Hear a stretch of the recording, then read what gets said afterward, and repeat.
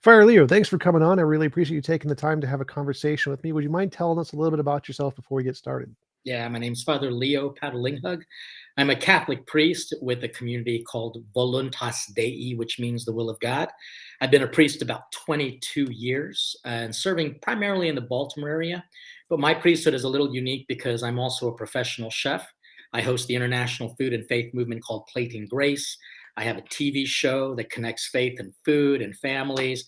I beat Bobby Flay in a Food Network Throwdown. And now I'm also a food truck operator that serves pretty great food, but we also provide job opportunities and training for people from disadvantaged communities, including some people who are coming out of the prison system. Awesome. I am an atheist, by which I mean I believe that all of the evidence seems to be better explained by naturalism than by the existence of a God. Could you tell me some of the reasons you believe there are for belief in a God as opposed to naturalism? Well, natural is good, and it's actually a very godly thing. I mean, when you think about the creation of the world, it was all about creating nature, and nature has an order, and therefore, we don't want to necessarily go to the clockmaker argument, because this is just a conversation, not an argument.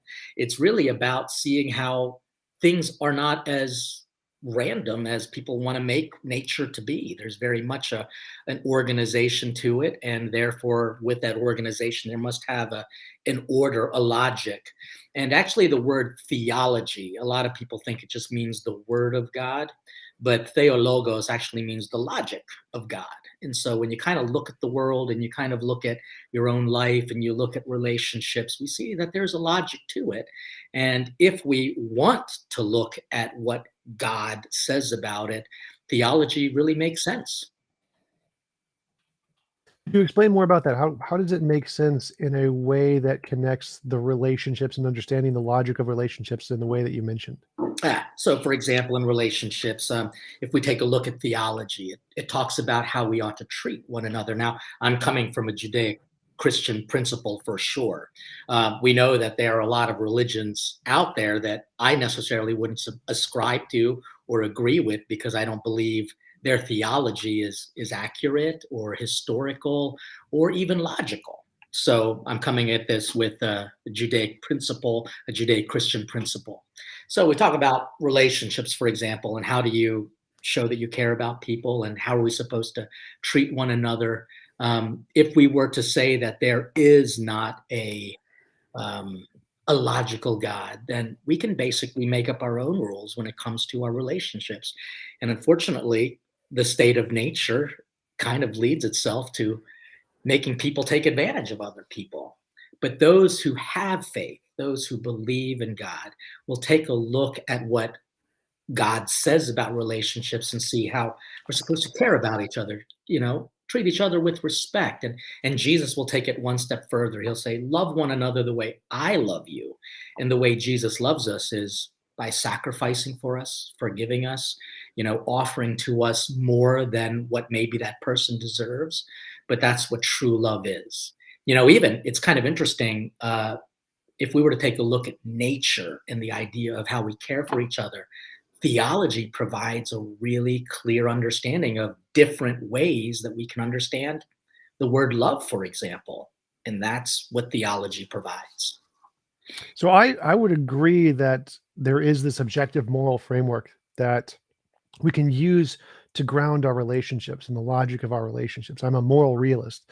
And so that means I believe in objective morality, even though I don't believe in a God. And most philosophers do. Like the Phil Survey's paper, largest poll of philosophers, shows that like 70% are atheists, but like 65% believe in objective morality. So I would agree that there is this logic behind how we should gauge our relationships, but I don't think we need a God for that. So why would you think that a God would provide this foundation as opposed to a natural foundation that the philosophers and myself tend to use? Well, tell me exactly what you mean by the gauge of that philosophers and atheists would use.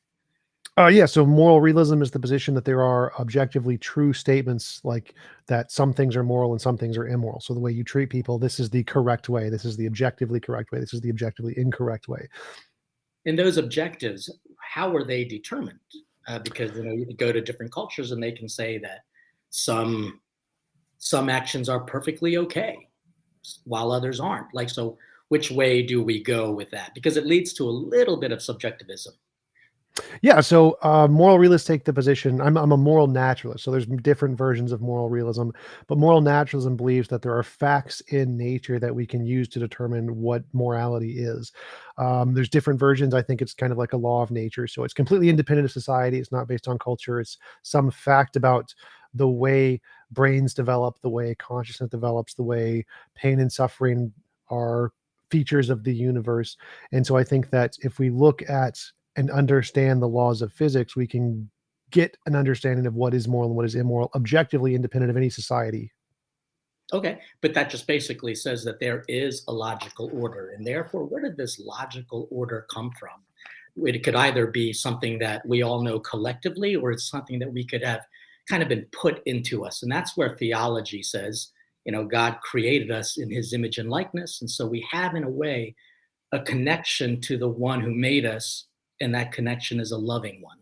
And so, whether you want to acknowledge it coming from a supreme being, a higher power, or you can say somehow randomly we all agree, that it just seems a little bit more illogical to say that everyone from across nations, across culture and time, that they somehow are able to agree on something when it might not say be easier, because it actually requires us to step outside of ourselves and say that this natural order, this natural way to be able to approach relationships, that comes from a mind that is organized, a mind, a being that truly is loving. And we now have an example of it, especially for people who believe in Jesus Christ. So, from my perspective, I think that the reason we have this shared objective morality is because it's a foundation of reality, like a law of physics. Like, Sure. it doesn't really matter if we agree whether the law of gravity is there; it's there whether you believe it or not. And so, our agreement is a result of the fact that our brains develop in reality, and so uh, because they are a part of reality, they obey the other laws of reality. So the same reason we agree on math and logic, 1 + 1 = 2, A equals A, the laws of logic. The same reason we agree upon those is the same reason we agree upon moral norms, because our brains are a part of reality. They are imbued with the properties of reality. So logic, math, morality, if these are fundamental parts of reality and our brains are developing in reality, then they will necessarily have some part of these things imbued in them.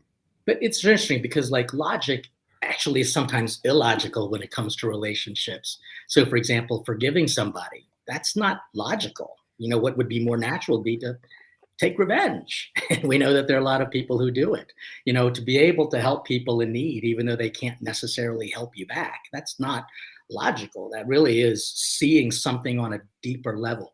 So, for example, if an atheist were to do something kind and, like, collect food and give gifts at, say, Christmas, for example, it's interesting that it happens then and not just really throughout the year.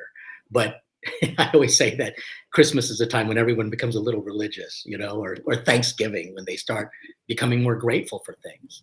Uh, the reason why an atheist might do it is because they feel something for the other person, and they might think, if I was in need, I would like for someone to help me. And so there's kind of a mutuality. But for a Christian, they do it not because of that. They do it because, from a theological framework, it's because they see in that poor person or in that struggling individual an image of God, who struggled for us. The crucifix is an example of it. But they will also say, and I also will love that person because I see God in me, and I see, life through a godly set of eyes, which by natural standards, a lot of people don't do that. They don't look at the poor and they say, I see God. So it takes a religious person to see that, and it kind of elevates a standard, a moral standard, whether you want to call it something that's just objectively natural, but perhaps even spiritual. Well, I totally agree. I don't think atheists see poor people and see God in them. I don't think they see God anywhere. But I would say that the reason I help poor people isn't because I have empathy for them. It's because I Mhm. believe there is this objective truth. I believe there is an objective morality. And I think the moral thing to do is to help them because it is in correspondence to the moral facts of reality that if I want to be a moral person, these are the things I ought to do. So, for example, my model of morality says that any involuntary imposition of will is immoral. So, the best of all possible worlds, the perfect world, is a world where it's impossible to force anyone to do anything they don't consent to doing. And to try to move closer to that world, the best we can do is to try to lower the cost of living for as many people as much as possible. And so I'm working on trying to build an atheist church and buy an apartment building and then offer affordable rent in line with some of the organizations here, like the Noah Impact Fund, Naturally Occurring Affordable Housing. They buy apartments and offer them at affordable rates. And there are many atheist organizations that do these kinds of things because we think there is this objective moral framework, not because we think that empathy is the ground that I feel the same as the other person, but because we think this is the perfect way the world could be, where it would be impossible to force anyone to do anything they don't consent to. And to try to move closer to that world, we have to decrease the cost of living for as many people as much as possible. And so, in an effort to try to move the world closer to what we think the perfect world would be, that's the reason we're trying to do these things, because we see value in all human beings, all conscious life. And we're trying to give each conscious entity the as much freedom as we can technologically in order to move closer to this best of all possible worlds. And that's seems to me an equivalent, or from my perspective, slightly better justification than because someone sees God in the person. It's because we see inherent value in them without having to reference an external being that has some part of itself in this person. It is the person themselves that has the value. And I think in seeing the value in the individual without having to reference some external entity is a more moral framework than the only reason that person has value is because they have some part of God in them. Okay, so you mentioned that apartment building where you're gonna be provide is that real? Oh, yes. So I'm working on it. I don't own the apartment building yet, but there is Ah, the Noah Impact Fund is a real fund. They've already purchased 1,100 apartments and they offer them at affordable rates as a nonprofit here in Minnesota. it's great. That's really great. And we can say the same thing on the other side, that there are tons of opportunities for people who are disadvantaged, and that the churches and people of faith have contributed to it. And so I think what's interesting is that an atheist will look at that and say, okay, that there's, you guys do good, but your problem is you believe in an invisible man in the sky. And somehow that makes a person bad. Where a person like a faith will actually look at things and say, okay, great, it really is in how we live our life, how we treat one another, uh, what is this moral code that you ascribe to, and we are ultimately going to be quote unquote judged by our actions and by our lives. And so we can actually look at an atheist doing good work and say, good for you, you know, God bless you, and move on. But there always seems to be a desire for one side, namely someone who wants to always challenge religious belief and say, you're doing good work, but you're all just kind of stupid and dumb because you believe in the invisible man above. So part of me sometimes wonders if there is this great moral code, where's all the evidence of it being done? You mentioned that there are 11 properties being purchased. This is kind of news to me. I don't see a lot of it everywhere else. It's not as ubiquitous. But 1,100. It's 1100. 1,100. No, that's great. No, that's perfectly good. I've not heard of these things before. And when people go to these places, what happens afterwards? Because I mean, I'm actually genuinely interested. I'm not sure what you mean. So, What do they do there? They just provide housing, or do they yeah, share? yeah. So the Noah Impact Fund, all they do is they buy apartment buildings and they offer the apartment buildings at affordable rates that are like half the standard going rate of the area. So they just say these people charge too much. They make millions of dollars because apartment buildings are extremely lucrative and become a millionaire very easily off of them. And so they purchase the apartment building as a nonprofit and then just cut the rent in half essentially. And it's like, okay, so now people living there, you don't have to pay as much. And they just are in their because they're a nonprofit, they have a set of doctrines are essentially of what the goal of their organization is, and they have to abide by those. Mhm. And their doctrines state that they have to keep this at an affordable rate, and so they will always keep it at an affordable rate as long as the company nonprofit survives. And so that's what they do, and they're just a housing project. There's many joint other kinds of projects, but the Noah Impact Fund is just a housing project. And is there But yeah, criteria for people to be able to, become part of that? I mean, what's the standard for it? um, no, I don't think there's a criteria, and there might be for like a prioritization for low income, Mm. but you just apply to try to get a housing there. Like you just apply for housing just like you do Uh-huh. anywhere. Yeah, and I mean, obviously, that's a good and positive thing. Uh, but if somebody joins that and say they don't live a way that you know you expect them to live, what happens? Do they kind of get kicked out, or is there forgiveness for that person? Well, there's freedom of like all of the laws in America still apply. So you can't kick them out for anything unless they're like destroying the property or something. Mm. If they're a Satanist or a Christian or a Hindu, none of that would make a difference. Or if they listen to loud music, as long as it doesn't disturb the neighbors, that's fine. So as long as they're not doing anything illegal or destroying the property, then you couldn't kick them out for any reason. Oh, that's great. And the reason why I ask is because, whoever sets those kind of rules and those boundaries, there's obviously got to be some sort of organization that creates those rules and those regulations. That, in a way, is a type of a religion, because the word religion can come from two either etymologies. It's relegare, which means to give something up, where we get the word relegate. And so there's a type of a relegation that happens in that kind of organized body.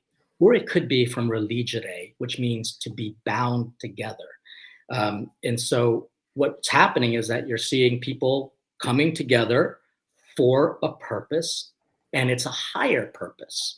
There's kind of codes and ethics, and then there's consequences. It becomes, in a way, a type of religion. Now, the the the difference is though that the collective minds are really coming from humans, just human experiences. For someone in a religious framework, they will look at that and say, we're doing the same thing, but our desire is to elevate our understanding based on a design from something that we didn't make up, something that we have received, something that has a lot of logic, and something that actually requires even more compassion, a type of even a sacrifice. And so these are positive things. I think that I wish I heard more about these things. I don't always hear about them. So kudos to those people providing safe housing, but in a way, or affordable housing, but in a way, it is a type of a religious activity. Well, yes, I have no problem with that. As I mentioned, I'm trying to make an atheist church. So I would like to make an atheist religion organization because I think that churches do provide a very valuable community service. I find that the community within a church's willingness to help other people in need, like if you lost your job or lost a car or lost your home and you're in a church community and you ask for help, it's a tight knit community who are people who are willing to like put themselves at risk to help you, to give you a place to stay, a temporary job, used car that they're not having. So I think there's a lot of valuable social amenities that are provided by churches that are very beneficial. And so I want to emulate that and create that in atheist organizations. And we're seeing that more in like the Unitarian churches, which are secular, the Sunday Assembly, which is a secular church organization. All of the different atheist organizations I know about are all about humanitarian work. They all do large amounts of humanitarian work. I just went to the American Atheist Conference a few weeks ago, and they packaged 50,000 food things for the homeless or something along those lines. So all of the atheist organizations are all about doing humanitarian work, and I don't have a problem with calling that a religion. I think that's a good thing. I think we should have more of that. But the problem I would see is that the second part of what you said is that grounding this in something that's real and based on logic. When you say those things, to me, it seems like the atheists have the advantage there because we do ground our ideology and things that are essentially just supported by science and nothing else. But it seems like the religious perspective goes beyond that and adds in things that don't have any way to differentiate the imagination from reality, which is my definition of evidence. So it seems like you're going beyond the evidence and beyond the logic when you bring in God-based beliefs. And to me, it seems less moral to, um, as you mentioned, see God in another person, and that's the reason they have value, is because you see God in them. That seems to me to devalue the individual. Whereas if I see the individual as having value, and I don't care about whether or not there's a God in them. I just think them on their own is a valuable thing. I think that's a morally superior way to value people than to only see value in them because they have some part of God in them. And so even if God was real, I would still think that the atheist perspective here is a more moral perspective. And because we don't have evidence, it is more solidly grounded in logic and science. But there is evidence. It's anecdotal, and more importantly, there's a proven track record with it all as well. One of the things about religion is that they have disciples, they have people who follow them. And so, for example, even in an atheist organization, you're going to learn this from somebody else. They're going to, in a way, convince you to believe what they believe. And for a Christian, for someone who believes in Jesus Christ, for example, they were actually willing to die for this faith, that this is not an invisible kind of made up person, but this is a real person who's actually kind of touched their life. They've actually become, changed in them, and their lives are better, and they make people's lives better as well. And so, we're talking about ultimately what you want from a belief system, and your belief system doesn't want to have a higher being. Other people do have a belief in a higher being, the highest of all being. For me, it doesn't matter to me what an atheist believes, but for some reason, it does seem like there is such a desire to combat what a religious person believes. Oh yeah, absolutely. I think that there's two major reasons for that. One is that there seems to be a lot of interference with religious belief in politics, especially over the recent few elections. And so interfering or imposing religious doctrines over everybody is a big reason why atheists don't fight against or don't like religious belief systems, because they do interfere, like reproductive rights, alcohol and drug uses, certain kinds of laws prohibiting certain activities that probably shouldn't be prohibited, marijuana, for example. Seems like a lot of these actions are inspired by religious motivations when they shouldn't be, and end up getting laws put in place that are uh, placed over everyone, whether you're religious or not. And so that's one of the big reasons atheists are fighting against religious doctrines. And the second one is because I don't think there is much evidence. You mentioned anecdotal, but I'm not sure if that really counts as evidence here. Because, like, in a courtroom or in history, anecdotal evidence can't be used to indicate things that don't already have an empirical basis. So, like miracles, magic, mythical creatures, the paranormal, supernatural, UFOs, any testimony of those things in the courtroom is going to be thrown out. Like you bring a case that a unicorn stabbed somebody, judge is just going to laugh you out of the courtroom. Right. And so, anecdotal evidence for things that don't have an empirical basis doesn't really count as evidence. You need something more than that. You need some way to show that it's real, independent of your personal experience. And that's the difference between, say, faith and fact. We don't want to say that there is fact to believe in God. It requires faith. In faith, at least it's defined in a scriptural understanding, and this is where some people just consider it circular, but it's something that's been with humanity for, my gosh, from the time immemorial. It is that there's a belief in something bigger out there, that there's something beyond me and my simple understanding. And there's something that is good. There's something very good in being connected to a spiritual being as well. So that the whole purpose of this conversation is to try to understand. I'm not sure if it's try to convince the other person or not. I'm not as familiar with the format, but it's a fine conversation for me to say that if you want to continue to not believe in God, you're perfectly allowed to do it. But it does require kind of like a seeking and an understanding that anecdotal, even though it might be thrown out in a court of law, it's a still very real experience for people. And that can't be dismissed, because it would be kind of you would think that you're just superior to their experiences. And so there's got to be an acceptance of anecdotal, real experiences as being a reason for somebody's actions to believe in God. If not, it just becomes a little dismissive and not very moral. Well, what do you mean by that? Because from my perspective, I think even my own personal experience doesn't count as evidence because personal experience is very unreliable for every human being. We know human being testimony is terrible. We know from a court of law, if you see a car accident or something and you get 10 people's different eyewitness accounts, they're all completely different and they mess up a bunch of things and they all get stuff wrong. And so, because we know that there are tens of thousands of fallacies, biases, illusions, delusions, hallucinations, misconceptions that just completely make the human brain not a reliable source of information, it seems like we shouldn't trust testimony, not because one person is better than another, but because we know that the human brain is a very fallible mechanism, and that in order for it to be trustworthy to believe this kind of experience, you need more than the testimony. You need something that can verify that it isn't just one of those tens of thousands of fallacies, biases, illusions, delusions. And so I don't think there's a problem with believing if you choose to believe based off of your personal experience.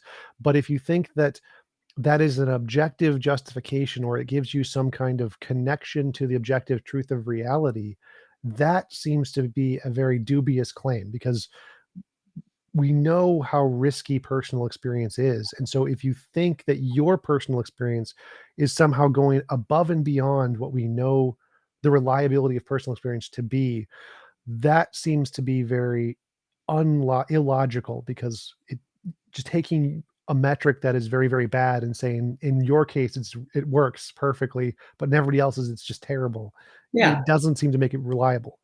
Well, I mean, it could actually be said for that same argument could actually apply to you. I mean, you're saying that you can't live your life in a sound, rational way if you do believe in God, because your experiences they're not reliable. And that could be said for just about everyone. And so it really requires us to follow a framework of logic. And so there are many types of logic. For example, sociologic, what society says. And what society says doesn't always make sense, but there are a lot of people who kind of uphold that as their religion. Psychology, for example, which a lot of people think is the logic of the mind, but psyche just simply means soul, right? I mean, that's the Greek word for soul. And so it was a historical, ancient study of trying to find out the essence or the substance of a person, not by what they look like, not their accidents, but their very being, who they are as, you know, as spiritual people, not just physical people. So for example, there could be somebody who doesn't have a lot of motor functions, but their presence kind of evokes a spiritual relationship you can have with somebody in that regard. So there's also a logic of body, the biology, for example, and people can only trust the biology, trust the science. And we can say that, gosh, especially in these past couple of years, when people say trust the science, I wish that there was more of a moral framework with regards to what exactly constitutes a science, because there's been a lot of confusion with regards to what to believe. So what's interesting is that a lot of people want to take someone, a person of faith, kind of diminish them, kind of say that they're morally inferior, morally, intellectually inferior. And I'm sure that that happens also on the other side with religious people looking at atheists. And I think one of the objectives, reasons why I kind of agreed to this conversation is because we're trying to find that middle ground. The objective reality is, how can an atheist and a religious person live together with a little bit more understanding of what it means to be religious in their own way, how to be bound together? How can we kind of give up what we think we know and be willing to listen to what someone else has to say with respect? I think this is the objective of this conversation. Oh yeah, absolutely. I totally agree. I think the demonization, both between religions and between political groups and between people in the atheist community, because there's many differences that we have, and we get into fights all the time between like the far left and then the center left. They don't like each other at all. I think that having these kinds of conversations, just a friendly conversation to discuss the different ideas, is very, very important. And when we put up these kinds of moral barriers to say that one group is better than the other group. I think that's a problem that we shouldn't ever come across. We should always be willing to have open and honest conversation between groups and talk about our different perspectives. And that's where I come in and think that in these open conversations, to me, it seems like if we compare like the atheist worldview of loving someone because we think that person in and of themselves is valuable versus a religious perspective where you love them because they have a part of God in them. Well, hold Like, a second. One didn't exclude the other. Of course, we believe that everybody has an inherent dignity. That's why we are pro-life, that every person, every creature, every existence that we can see and touch and hear and almost feel, that there is definitely dignity there. But when someone is unlovable, when someone is just basically a jerk, there is a higher calling for somebody who has a faith in God to say, we've got to be able to forgive that person. We have to have this compassion towards them. We have to be willing to welcome them even if we don't like them. That's oh, a question about that. So when you say that that's a higher calling, like in my worldview, I think every single conscious being is deserving of moral respect. So that includes Hitler or Stalin or Mao, the most terrible people ever.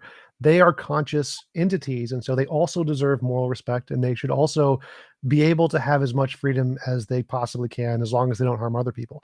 And so in my case, in the atheist case, I would say we also have this higher calling to the same degree that all conscious beings should be valued. I think it might even be higher in the atheist case because ours applies to animals too, where we think that veganism, vegetarianism, all animals, if they're conscious, also deserve respect and should be treated with not being mass murdered in factory farms or whatever.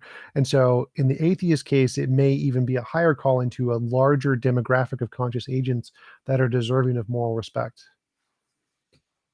okay. I mean, the idea of just saying there's a moral superiority is based on only a collective understanding of what people who agree with you have to say, because I'm sure that there's going to be disagreement with people in the atheist community as well about that. I'm glad that you feel that way. Oh yeah, there's disagreement in every community. There's very strange Christian beliefs too, like Oh, sure. prosperity gospel. So Oh, I agree to that. Yeah, and again, that's why we have to understand that modus operandi for us is logic. It's theology. So we have to take into account all of the logics, but how does it fit within a framework? And so if we were to do theology, I like to use this example of saying, we've got a piece of the puzzle. How does it fit to the other pieces as well? And when I was a kid, I was not actually a very religious kid, and I was not very patient, which is what I think theology demands. And I remember uh, putting pieces together, and if they didn't fit, I found scissors and I made them fit. And I did it according to me. And what happened was that you just get a little bit of a mess. But there is even an order to what that picture should look like, how it was intended. And so I think as a theologian, and perhaps even, as an atheist who is, I don't want to use the word theology, but just a study of atheism, has to kind of admit that we all have pieces that we're trying to put together and get a bigger understanding of this picture that we call life, that we call reality.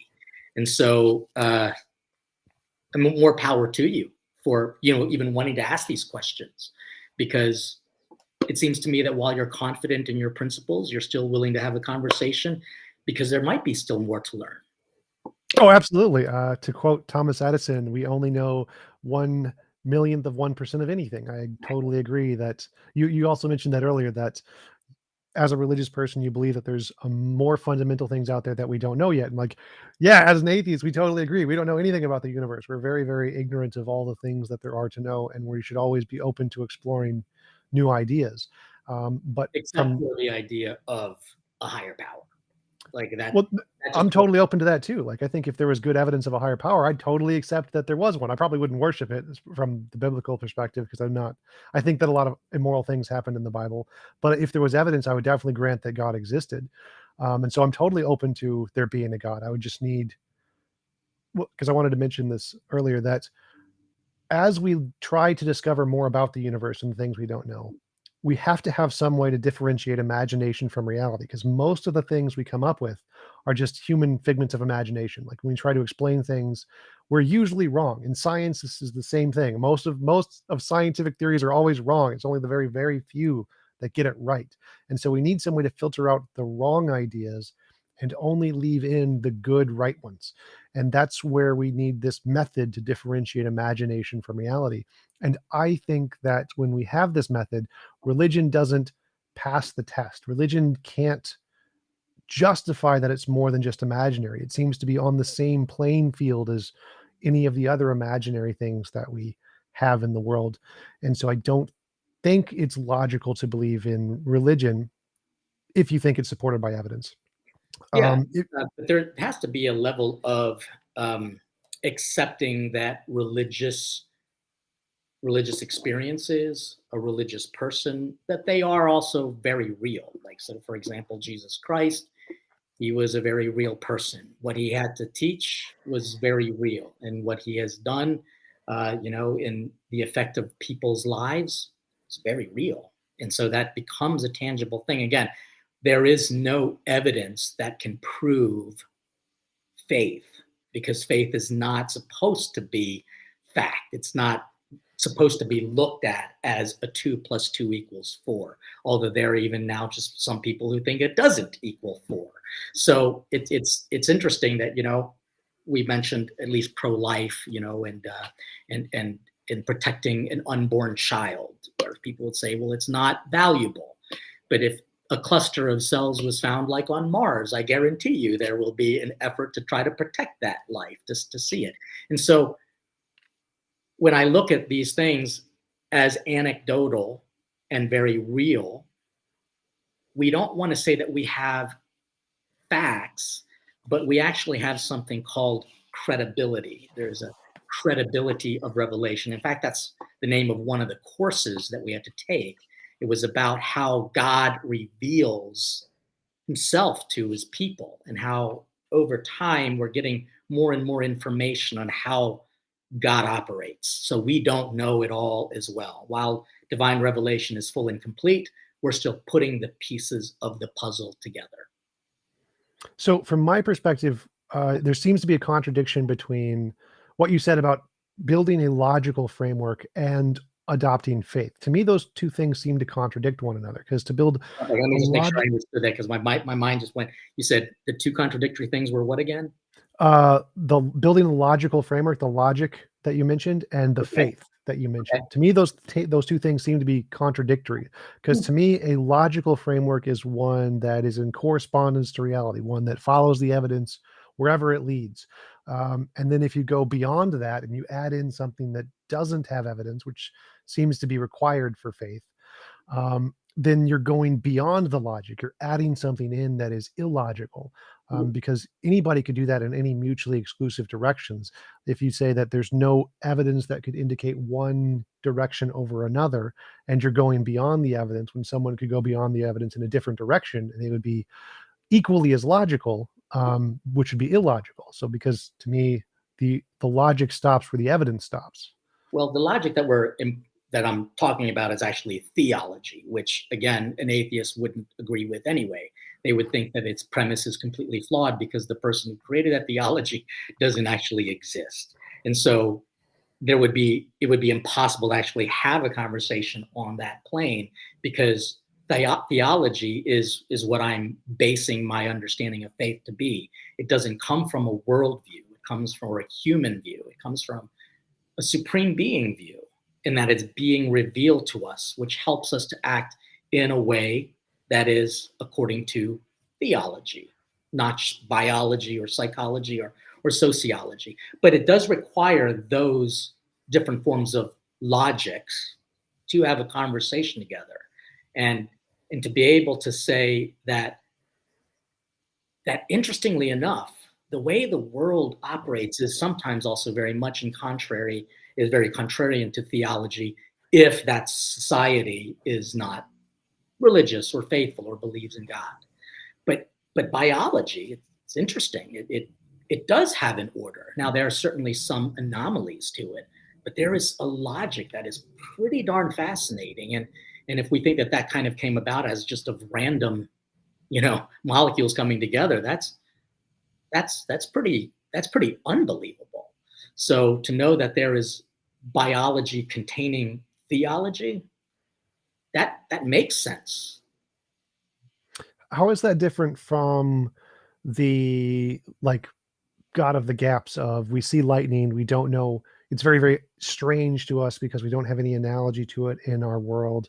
And so we say it was created by Thor. It's easy for us to say there's this really cool, unexplainable phenomenon that we just have no analogy to or how it could possibly be made. We just don't understand it.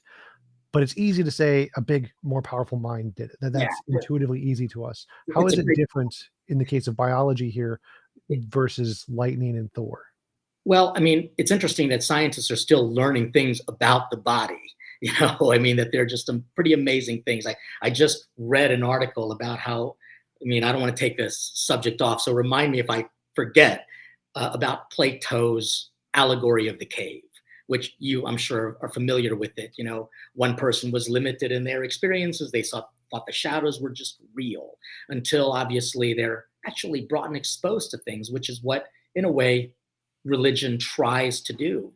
And in a way, atheist says there's nothing new to explore. So it kind of cuts it off when it comes to those beyond our reasoning. Like, so this is I don't know all the technical terms, but there was a woman who came in. She was like 70 something years old, and she reported pain in her hip. And when they kind of did an image scan on it, it was actually a baby in her womb that literally her body turned it into calcium, turned it into a bone because she didn't know that she was pregnant, and she had complained. She lived like 70 years with this very unique thing, and doctors are still kind of amazed about what the body can do and its abilities, which really, I mean, it's mysterious. That's all I can say. It is mysterious. We don't know it all. In a way, both you and I, including all of the peoples who are, making comments, we all don't see everything perfectly. There's still more to learn.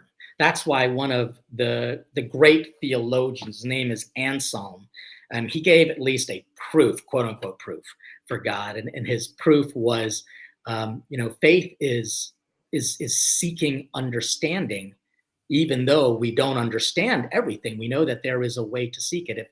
If our minds can imagine something greater, and then imagine something even greater than that greatest thing, then that is God. So, like, if our minds can comprehend greatness, but something even greater than that greatness, then that is, in a way, our minds being able to understand something so immense as like the creator of the universe. So we are all, in a way, still living in the cave with still shadows. It does require a little bit of humility so that we can and I honestly, Thomas, I see you as a humble person. So I appreciate this idea of being able to seek an understanding, because while we might know a lot, we don't know it all, and there are mysteries beyond belief. It's interesting, the word mystery comes from the Greek understanding mysterion, of being able to put connections together. And I say that simply because, like, again, we've got pieces of the puzzle and we're trying to put it together. And how does it all look? And I think that's what faith does, tries to put connections together. Oh yeah, for sure. I totally agree there. I think that every hypothesis is doing the same thing of trying to put pieces together and infer from what we have more about reality than what we know, trying to guesstimate what's outside of the cave from the shadows that we see on the wall. But from my perspective, what the atheist is doing is saying, well, you haven't been outside the wall. You're making up what you think is outside of the wall, but you don't have any real grasp to assess what's outside there, other than that other crazy guy in the corner who thinks it's homeopathy or ghosts or leprechauns or whatever. No, I get it. But we can't discount the fact that some of the smartest people in the world were people of faith, like Father Georges Lemaitre, who kind of was the founder of the Big Bang Theory. We talk about people who have made the world a better place because they were inspired not by facts, but by their faith and a relationship that they claim that they had with this higher being. People doing kind of almost miraculous, unexplainable things. But if you look at it in the lens of theology, then you can see, I can see how those pieces go together, and how what you did, which was kind of contrary to many things, made this world a better place, a good place. So, again, what I don't want to do is to support anyone who says that atheists are dumb people. I never would ever claim that. But it does seem that there is a side in atheism that always just kind of diminishes the intellectual contributions of people of faith. Contributions not just in the intellectual realm, but in the arts, in architecture, and just kind of building up culture. There's a lot of good things, and maybe a good stepping stone for us would be, while we might not agree, we should be able to recognize, appreciate, be grateful for the contributions that both sides might bring. Again, I've not heard of that very unique housing experience or how it was organized by atheists. I think it's fantastic and well worth needed, for sure. Oh yeah, absolutely. I think there's many valuable contributions that theists have contributed to reality and our lives and society and culture and art in many ways. I think Jews specifically are phenomenally brilliant. They have a quarter of all Nobel Prizes, and they have 0.2% of the population. They're absolutely amazing. But I don't know if the level of their intelligence and their contributions to society give them any more insight into the fundamental nature of reality. I think that the fact that they do good for the world is great, but that doesn't mean that they are more likely to be right when they think they know what the fundamental nature of reality is. I wouldn't count their kindness and contributions to society as evidence for their theories of reality. Sir Isaac Newton, he was a theist, and he had some of the greatest mathematical contributions to any human has ever made ever in the history of humanity. And he also believed in alchemy, so he believed you could turn iron into gold if you combined it in the right way. He wrote more books on theology than he did about mathematics, but he's not remembered for any of those books.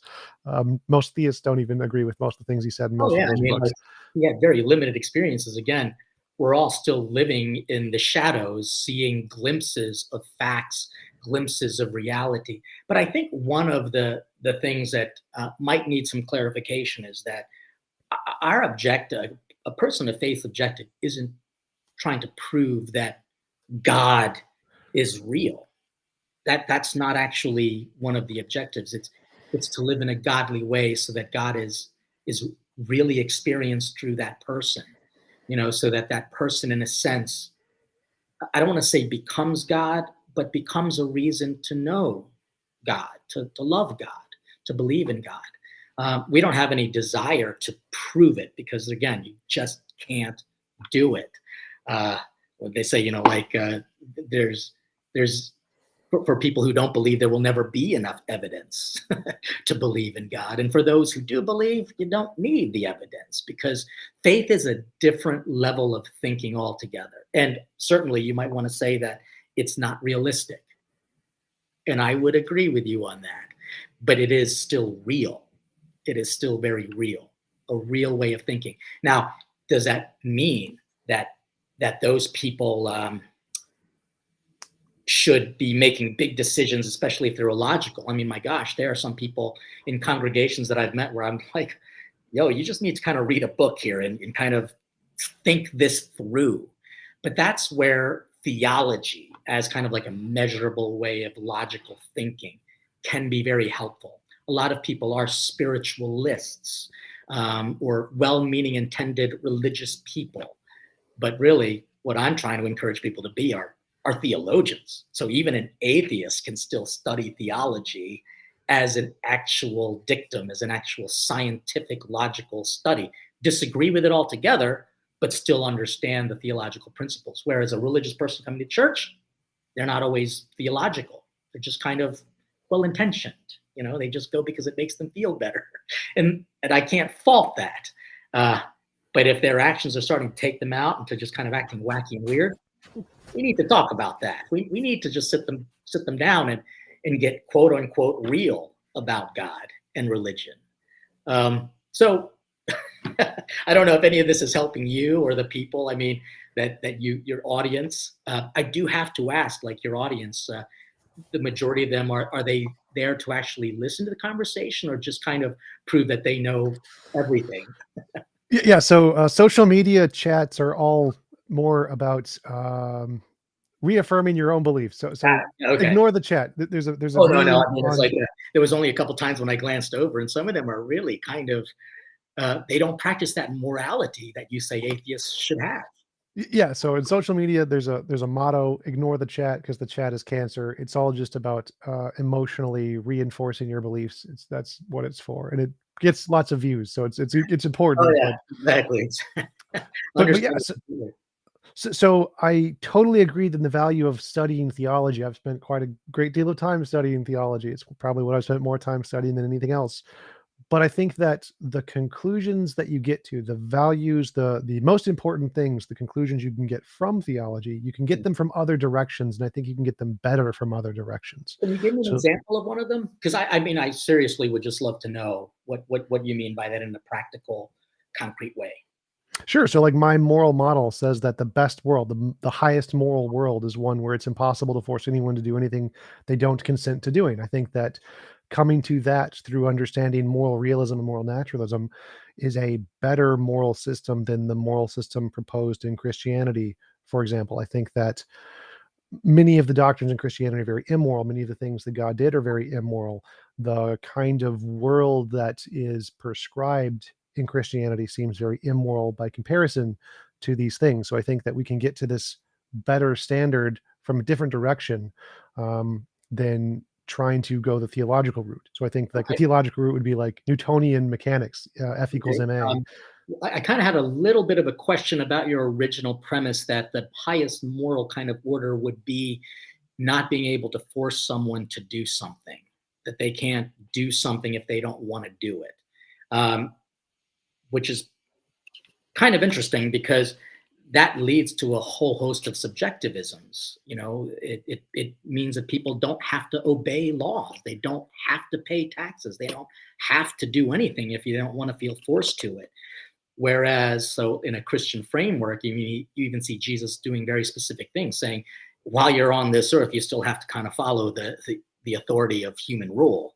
You know, I mean, but there's got to be a deeper meaning for it. And so while we have to follow sociology, look at it through the framework of theology. So I can't stand paying the taxes that I pay. I mean, it's like unbelievable, but I do it only because I don't want to be a jerk. I don't want to be a criminal. And I also want to be a good example of that theological principle.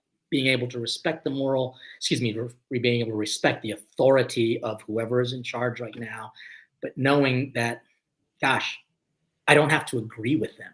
You know, like I can still have a deeper understanding that my tax money is literally being taken and doing things that I fundamentally disagree with. But I do it because there is a higher calling, and I see that higher calling based on my relationship with the theological principle. Yes, I totally agree. Taxation is theft. 100% agree on that one. But yeah, so I think that we have to do many things that are pragmatic but wrong. There's like this really great example of a moral problem in philosophy called the trolley problem. So there's this trolley coming down the tracks. It's going to hit 5 people. You're on a switch. If you pull the switch, it's going to go down a side track and kill one person. Should you pull the switch? Sure. Now, if you pull the switch, you're killing a person, but you're saving 5 people. So you're doing a bad thing, an immoral thing, but doing 5 moral things, saving those 5 moral lives. Yeah. And so we have to do some bad things that we shouldn't have to do because this world is a fallen world. I agree that this world is an immoral world, that there are natural evils that we have to overcome. And understanding the best moral world is gives us a direction in what we should move towards. So I think that there are many things you mentioned. It was subjective. I wouldn't say this that a world where it's impossible to force people to do things they don't consent to would be subjective. It wouldn't be subjective morality because that would be an objective principle. That Oh, principle would what be would it be then? Because I mean, if people can kind of make up their own mind as to what they want to follow or what they don't want to ascribe to, or you know, you can't force me to do it, what would it become? what well, they wouldn't have that option. So they wouldn't have the option of um, forcing people to do things they don't consent to doing. So that would be an objective principle they couldn't just choose to omit or forget. Like, Hmm, so that principle would apply to everyone, regardless of whether they wanted it to or not. So interesting. Sounds like a this, dogma. It sounds like a canon law, so to speak. Yeah. yeah, yeah, I would say it's an objective moral fact of reality. That would be the way I would phrase it. But yes, so there is an objective fact of reality. It's this one, and this one you don't get to change. But all of the other ones, like you would essentially have your own house or your own universe, and you get to define the rules of your universe as long as no one else, you can't force anyone else to be in your universe or do anything in your universe. And you don't have to abide by anyone else's rules in your house, your universe, but you couldn't force anyone into your universe. They'd have to consent. You could go to someone else's if they invited you, and if they chose to voluntarily agree to your rules in your house, just like you would go into a neighbor's house or whatever. And And that, that kind of leads to the idea that I actually see a lot of similarities with the intellectual rigor that both atheists and theologians, excuse me, have to do and engage. But the big difference then comes in the ultimate author of that logic. For, say, a religious person, it would be this supreme being, an intellectual God who revealed himself in the person of Jesus and showed the meaning of these things. Versus, for example, an atheist, that ultimately their the author of their knowledge is themselves. You it'd know, be reality. Reality would be the author. but you even said that reality isn't always fully understood, and we don't know reality perfectly, and people's experiences, while it might be real, I mean, it might be very real, it's not always. I mean, you look at people who have kind of psychedelic experiences, that their experiences are real, it happened, but it wasn't real. So there becomes a little bit more of an individual interpretation of reality. Oh And yeah, absolutely. So I would totally agree there. I think that the atheist and the theist are in the same position there. Like, we don't have direct access to reality to know exactly what reality is like, and the theist doesn't have direct access to God. You can't like know God's mind. which And is so why we we're have to both in have, this. absolutely. And so we have to have some kind of a method to try to get as close as possible to what we think the objective truth is. And when we compare those methods, to me, it seems like the atheist has the advantage. The atheist's method of science, novel testable predictions, is a very good method to filter out all of the subjective imaginary parts of the ideology and only leave the objective logic-based evidence, really reliable foundations. But I don't see that in theism. I don't see, from my perspective, a way that filters out those subjective biases from the religious worldview. It seems like there's a brain study that was done that when people talk to God or have experiences of God, and it's measured in a fMRI, the part of the brain that gets activated is the same part of the brain that's activated when you're talking to yourself, when you're asking yourself questions, your intuition. And it seems that that internal subjective mindset that is ingrained in who we are seems to be reflected in what people think God is. And there, it doesn't seem to be a reliable method in theism to filter out those subjective biases, where there does seem to be a reliable method in atheism to filter out those biases. So which I would is say, which is why we have people who are a little bit more expert in the theological language, people who are a little bit more experts in kind of like spiritual theology, for example. And it's interesting too, because Hopkins, which is right up the street, did a study on people who either believe in God or don't believe in God, and there was that marked improvement in people who had a higher power understanding in their health, in their kind of recovery. And it's kind of bewildering to them, because while it might be kind of talking to themselves, we can actually say from a theological point of view, it's because God has placed himself in our very essence, in our very being, our soul, our psyche, where we get psychology, is innately part of who we are, that makes us have a connection to God. And so, for example, when we look at, say, Mother Teresa, like, no one can, you can say that she's an idiot, but she's hardly an idiot. I mean, she's done some amazing things. I've actually met her a few times, and she has said some things to me that made absolutely no freaking sense whatsoever. And only after a period of time and after real experiences did I understand, oh my God, she was speaking on another plane. She was actually addressing things on another level, which is quite mysterious, but it made perfect sense when, in that right time, I saw that piece of the puzzle. I said, maybe it fits there. And it was kind of like a bigger, overwhelming experience. And the only thing I can do is just say, thank God for people who keep putting the pieces together and helping us to put the pieces together. And that's where I think religion and atheism can have that conversation, is putting those pieces together. Oh yeah, Mother Teresa is a great example of the difference, I think, between atheism and theism. Like Mother Teresa has said multiple times that her goal isn't to eliminate suffering, that she likes suffering. Suffering is a tool that God uses to help people to grow, essentially. But from the atheist perspective, suffering is bad. We need to eliminate suffering. We need to try to make people's lives better.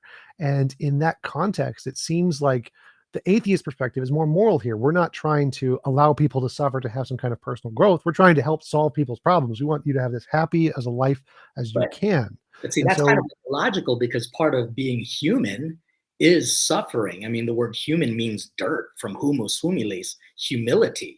And so it just means that if we are humble enough, because we are human, we're going to have to accept suffering as a reality, because if not, then people will have no passion. And see, what we got to do is look at that word. For example, the word passion, which you have, and which I certainly have too. The word comes from the verb patior in Latin, which means to suffer. So people who are passionate are willing to suffer, and they see it as a good. Whereas an atheist might look and goes, no, all suffering is bad. A religious person can say, no, there is a purpose. It gives us a reason, a purpose for living. Like, my gosh, I look at the passion that is required for parents to raise their kid. I mean, my gosh, some of these kids these days are just terrific. The only reason why they make it to their next birthday is because mom and dad are willing to suffer. And that sacrifices that they make, hopefully, make a difference. well, I'm not sure I would agree with you there. You said without suffering, there's no passion. Like Well, that's what the those, word means. I mean, I'm just talking objectively about what that word means. well, yeah, Passion but the does etymology of the word is irrelevant from the fact of no, what it it's not. refers to. You're using it. Because if you only see suffering as a negative but don't understand its root word, then you don't have a full understanding of suffering. We have to understand that. The meaning of a word matters. Passion means suffering. That's what it means. And passion, in my opinion, is a good thing. So, for example, when an athlete is passionate, they suffer, but for a greater good. And they put their bodies through all types of torturous things. That's a horrible thing. But what is the end goal to it? It's the achievement of a gold medal, and obviously honors, and a lot of money, maybe. So we have to be careful. And you say that etymologies don't matter. No, they totally matter. Totally Well, matter. so a few things there. One is I don't think all suffering is bad. I only think involuntary suffering is bad. So if you don't want to suffer and you're forced to suffer against your will, that's bad. But if you choose to suffer like an athlete, that's fine. But secondly, etymology, I really don't think it matters. I think there's a term for it in philosophy. It's called an etymology fallacy. The original meaning of the word is irrelevant to the fact of the matter, because the origin of the word doesn't reflect what it corresponds to in reality. For example, Well, suffering corresponds to a specific brain state. It is a thing in the brain. Nobody knew anything about the brain when the word suffering was invented in English in the 1600s. And passion is the same thing. It's a brain state. Nobody knew about the brain state when the word was invented earlier. And so when we But then you say, won't be able to understand what the word, say, compassion means, because it means to suffer with people. And when you talk about this fallacy of the etymology, it's interesting because the word philosophy just means lover of wisdom. Why would we disregard the wisdom of what an original word is? And I think that's unfortunately what happens in today's world. We are making words up and making up meanings to different words, and it's leaving everybody very confused because they subjectively are able to determine their own future, and they almost kind of make their own dogma, which simply means definitions of things. They make up their own canons, which basically means guiding principles. And so that's unfortunately what happens if there isn't a greater good, a greater understanding. So, for example, you're right. It might not mean that much for people because you talked about involuntary suffering, But a person of faith can actually look at involuntary suffering, for example, as like, I don't know, some sickness or some disease that that they have, or some disability that they're charged with, and they can see it as a good. They can actually see that there is meaning in all of that. And that's what kind of inspires people. And inspiration, which is very interesting, it's not factual, but it is real. It is very, very real. Well, I'd say that what inspires me is the suffering to try and end the suffering. I think the suffering is the problem, and I'm inspired to try to end it. And I think the world will be better without it. But going back to what I was saying earlier, How have you done with it? what? How have you done with that, ending people's sufferings? Well, like I said, I'm working towards building a church and lowering the cost of living to minimize the suffering as much as possible. And as a human race, we've decreased the amount of suffering a huge deal by increasing the quality of life in many different ways. But I wanted to mention earlier, like, again, suffering is a brain state, passion is a brain state. We can literally disable those two in the brain independently. They're completely separate things. So you can absolutely, can prove for a fact you can have one of those without the other. And so there's no connection between the two. You don't need suffering for passion. You don't need passion for suffering. And so I don't see.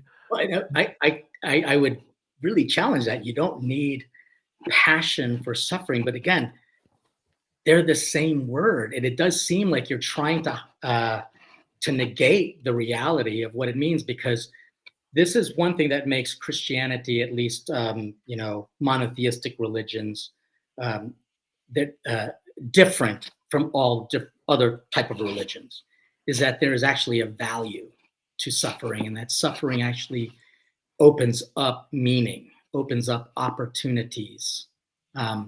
That's why, like for a Catholic, the center of their worship is a dead man hanging on a cross. That's disgusting, but there is meaning to it if we're able to look at that, not through the lens of just a human who wants to avoid suffering, but through theology. What does God say about suffering? And so it gives people meaning, and that meaning, while it might not be proven like it's 2 + 2, it is very real. Real enough, at least, for Hopkins to do a study on what people of faith are able to, how they're able to kind of recover more quickly and have a more positive spirit in the midst of their passion. Yes, I've read that study, but it only applies in countries that are majority religious, because the reason that they heal faster is because having community decreases stress levels, and stress levels decrease. Forget what the cortisol inhibits the immune system, and so if you have less cortisol, your immune system kicks in and you heal faster. And so if you measure this in secular countries, they actually heal faster they equivalently heal as much as non-religious people if they have the same level of community. And so the reason that secular people in America don't heal as fast is because they don't have as much of an accepting community. So it doesn't really have anything to do with the religion. But again, the meaning of the word here doesn't seem to make a difference. I think that the way because all definitions are made up by people. You mentioned that we're making up definitions. Like, Oh, yes, too yes, bad. we are. But all language is ambiguous. It's literally a feature of the natural ambiguity of language, is the technical term in linguistics. All words are made up by people. They're all arbitrary. Absolutely. But And that's therefore very indicative of, like, for example, saying real and factual and proof and all of those things have therefore possibly very open-ended meanings of things. yeah, you can use a word to mean anything you want. The question is what you use the word to correspond to in reality. And the suffering thing I think is a good example of where I think religious people got it wrong, where I think that using the theological framework gets you the wrong answer, and clearly gets you the wrong answer, where a world where there's no involuntary suffering seems to be clearly a morally superior world to a world where you're forced to live there without your consent and suffer. Mm. So Well, like if it's an interesting thing too, because what religion tries to do is give people the freedom of the mind and of their soul to be able to live in their reality. So even if a person is born with major disabilities and in very impoverished situations, they can still achieve a greatness and a real sense of purpose and power. And that happens quite a bit with examples of saints who have experienced those things. But they've gone to change the world even now, even after centuries after their death. So I'll be very honest with you. I've tried to look for inspiring atheists. I mean, I really have just tried to look for atheists who inspire me to live a higher life rather than just simply reject one thing, and that's the existence of God. And I'm inspired by this conversation. I do have to ask, because I do have some appointments. I thought this was only about an hour of a conversation, so I don't want to cut it off, but I do have other appointments. In fact, I've got to do some training for our guys so that they can be good servants of our food truck food. And if ever you're in the Baltimore area, please come by. I'd love to be able to treat you to a meal. But, Absolutely. So I'm just kind of calling to mind our time frame here. Yep. I apologize for that. Oh, no problem. I absolutely want to be respectful of your time, and I think I'm going to do the best I can to be that atheist who inspires you. And so I will look forward to that. I will look forward to that. But maybe you can tell me, is there an atheist who I should look at to get inspiration and not just simply be angry at believers? I'm sure there's a number of them. I usually look at the organizations rather than the individuals. I think that the organizations who are all doing all humanitarian work, like the American Atheist Conference, who just packaged 50,000 meals for the homeless, was a good example. I look at the organizational effects more than the individuals. Oh, that's interesting. So we'll look at their church and the atheist doctrines and atheist kind of canons and principles. So it is okay. So I'll definitely take a look to see that. But one of the ways that you can prove that an organization is real, really doing a good job with it, is by looking at how the individuals live their life. You're one example of a guy who actually is just trying to show that moral kind of hospitality, so to speak, to other people, especially religious people. So I would certainly appreciate having dinner with you more than some of the people who are on these chats. Although maybe if I can cook for them, they would just kind of like shut up and listen because the food is good. So one of these days, Thomas, we will meet at a table and we will have fellowship and communion, and we might even experience a spiritual reality. How to care for each other, how to love each other, how to be a socio friend to the other. I always tell religious people, I say, if you go to heaven and you're sitting next to the person who you hate the most for all eternity, then you ain't in heaven.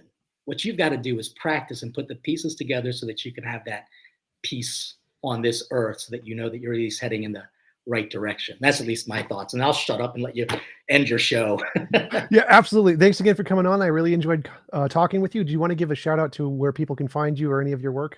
Honestly, if they just Google Father Leo, they'll certainly find it. And platinggrace.com is where everything is hubbed. And again, thanks for this opportunity. And please don't let this be the last time we talk. I really thoroughly enjoyed this conversation. Oh, I fully plan to come meet you so you can cook for me. That is totally a new goal of mine. You are welcome. Absolutely. Thanks again for coming on. Really appreciate it. And I will let you go. Cheers. Peace. See you later.